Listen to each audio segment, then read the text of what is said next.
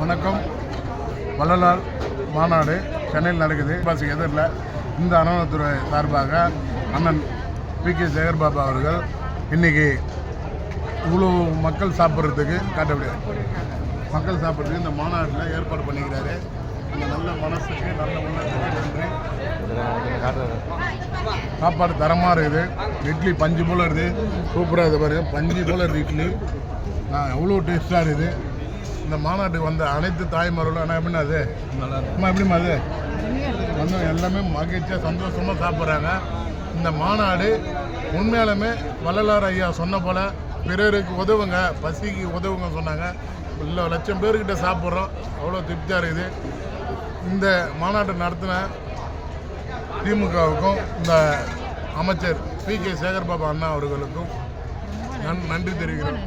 ரொம்ப நன்றி. ஒரு அம்மா நன்றி தெரிவிக்கிறாங்க.